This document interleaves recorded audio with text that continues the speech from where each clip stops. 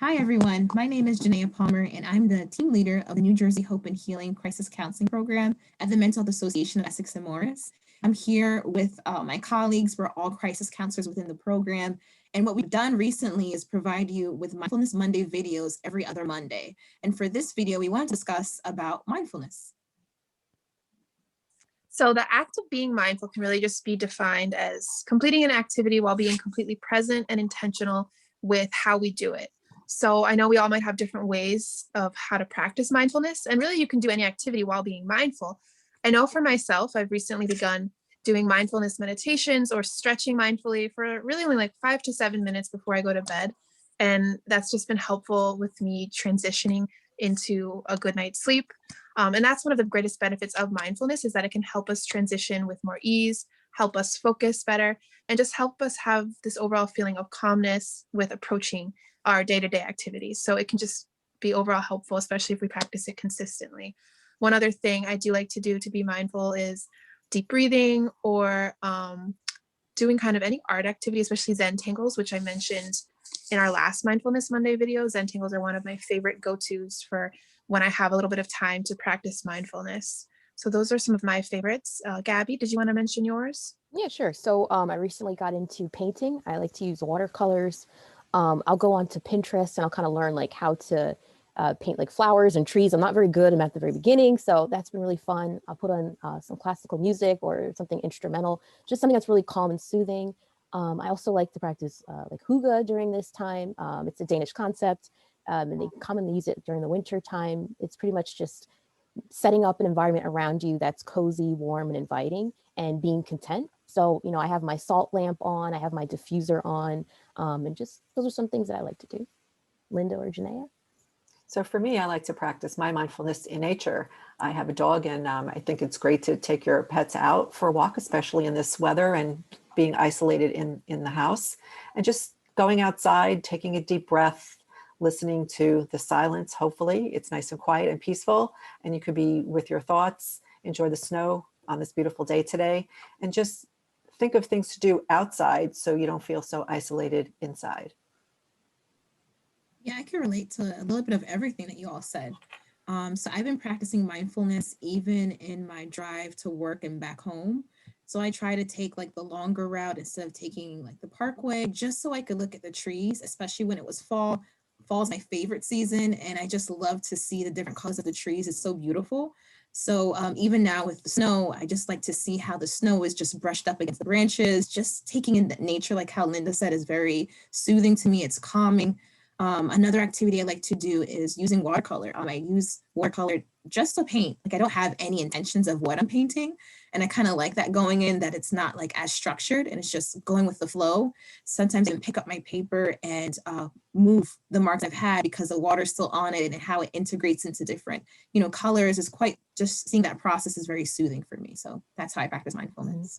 So I know that we've mentioned nature, crafts, we've mentioned breathing techniques. What are some other activities that everyone can kind of incorporate also?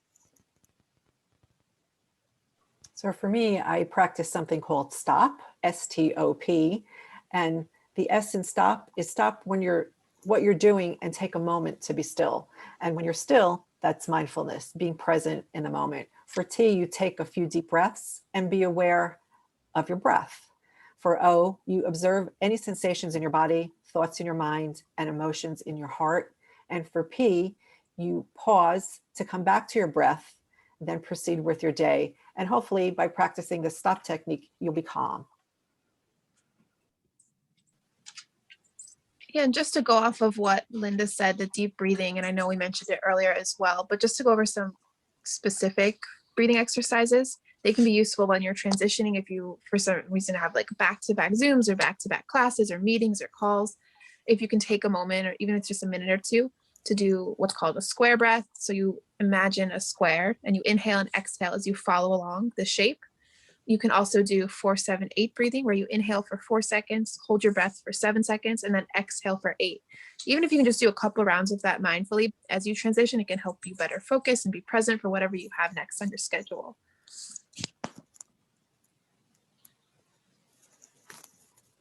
Yeah, I know also there's meditation, there's guided meditations. YouTube, they have a lot of guided meditations. You can also kind of sit quietly, both feet planted on the floor, focus on your breathings, really try to block out any thoughts that you may have. That's really beneficial and helpful. I usually recommend starting off small, so maybe doing 2 minutes of that and kind of gradually build your way up. And the more consistent you are, the more beneficial it's going to feel, the less stress you're going to feel. I know that when I was practicing meditation consistently, I noticed I was significantly less stressed. Little things didn't bother me as much. Like I was essentially as calm as a cucumber. There's also things like journaling. You journal your thoughts and feelings. Some of those things are very beneficial. Yeah. And now that you mentioned journaling, practicing gratitude is a big way to, practice mindfulness. It's simple, but it's very much helpful. It doesn't require like any tools at all. And it could take as little as probably even a minute out of your day to practice like gratitude just by, either writing it down, saying it loud to yourself. Um, but I think gratitude is a very good way to practice mindfulness. I didn't think of gratitude as mindfulness until like more recently. I usually think of like meditation, but it's very much an essential part of mindfulness. Mhm. What are some challenges everyone kind of thinks about when it comes to mindfulness? Like, what are some challenges as far as incorporating it into our daily lives or into the week? Some challenges for me is initially when I was introduced to the concept of mindfulness, I really placed that pressure on myself of really being present in the moment, and not having my thoughts going here and there. I was like really upset with myself because I just couldn't do it, not recognizing that it's my first time doing it and it's new and it's like a muscle, like a mindfulness muscle that I need to build. So I think that's been a challenge, like just taking on, I guess, that pressure of, oh, I need to get this right, like I'm not doing it right. And once I kind of like released it of myself, like stop judging yourself, stop being such a big critic of yourself, and just the fact that you're trying is enough. And it's something that I need to build. So recognizing that, I kind of like released that, and it kind of helped me to improve on how I'm practicing mindfulness, and even looking into different ways, like how we're discussing, of how I can incorporate mindfulness in my daily life. Yeah, I can definitely relate to that, Janaea. And then I think the biggest one that we all hear too is obviously time. So especially when we always feel like we're on the go and we have a schedule and we have it set, to incorporate mindfulness throughout our day can seem kind of overwhelming. So I think just thinking about it in the sense of, okay, I can spend 2 minutes just doing what I would typically do, but doing it mindfully instead just sometimes can be helpful, even if we do have to kind of fit it into our schedules somehow. Sometimes that can be helpful too. Mhm. That's definitely important. Those are both struggles that I've had, like just with trying to be perfect in how I practice mindfulness, like thinking, oh, I have to journal every single day. But it's kind of like what Laura said, it doesn't have to be every day, but just somewhere where you're putting it into your schedule. I think Laura had mentioned a while back in one of our groups about even setting an alarm or a reminder on your phone of when, can't really see it's a virtual background, but of when to practice mindfulness, maybe just taking 5 minutes or 10 minutes. That can be really beneficial. Does anyone else have anything else to add for challenges? Just to kind of continue what Gabby said, even if you're in the car, you can do some mindfulness just before you step out of the car. If you're alone, just take that minute or two. You can even open the window, get some fresh air in the car, and practice mindfulness that way. There's things such as an example comes of washing the dishes. For those of us who wash the dishes, being mindful, enjoying your hands running under the water, the soap on your skin, just getting the sensation of that warm feeling of the water. That could also be a mindful activity while you're actually doing something else. Mm-hmm. I think you bring up a good point, Linda. It's kind of like how almost anything can be mindful, but as long as it's something that kind of causes you to just stop, pause, and take a moment to just focus on like the little tiny things. I know you mentioned washing dishes. Another thing that it made me think of while you're giving that example was jogging. A lot of times I like to like jog without listening to music. And I feel like even then I'm practicing mindfulness because I'm focusing in on my breath. I'm in nature, observing that. I'm feeling like, the cool air on my skin. I'm feeling the different pains in my body. So little things like that. It doesn't have to be something that's, for better lack of words, like clinical. It can just be simply anything that's healthy that causes you to stop and smell the roses. what about like having no motivation to practice mindfulness? Like, what are some ways that people can combat that? I could definitely relate to that, like not having motivation. I do, like just like how you guys were mentioning, I have a few mindfulness techniques in my toolbox, and I try to incorporate it as much as possible. But there are times I know I have it, I don't want to do it, and I think for me, it's almost like how I practice self care. I have to put it into my schedule at times because then I'm more intentional with how I'm using my time. Not that it has to be for a long time or every day, but knowing that I incorporate it into my schedule helps me to practice mindfulness a bit more. Mhm. I think it can also be helpful to have kind of a mindful buddy in a way. So maybe every week having that one person, or even every day, to check in with, oh, hey, how were you mindful today? Or how did you practice mindfulness today? And then when we have that accountable partner, we might be more motivated to fit it into our schedule or fit it into our day-to-day routine. Mhm. Those are good suggestions.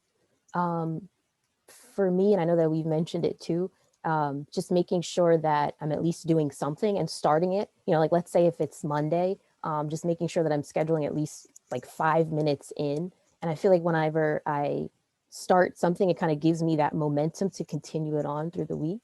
I don't know, that's just something that I've found useful for myself personally. Janae, do you want to say a little bit about our program? Sure, sure. So far, to wrap things up, I could hear like our key takeaways are anyone can practice like mindfulness.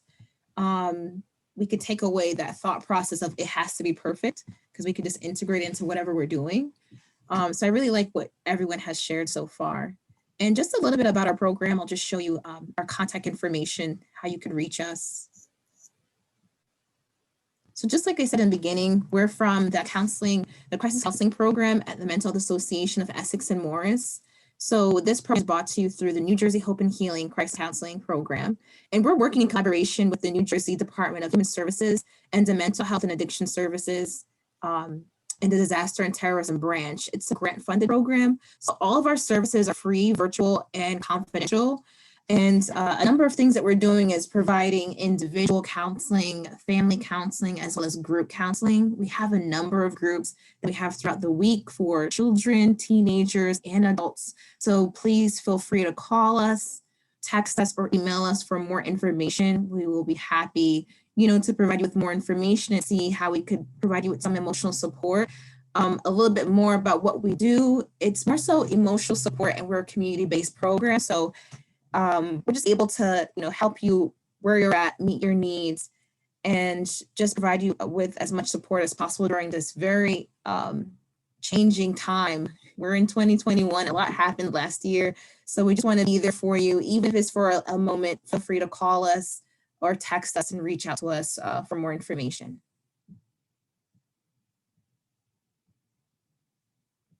All right.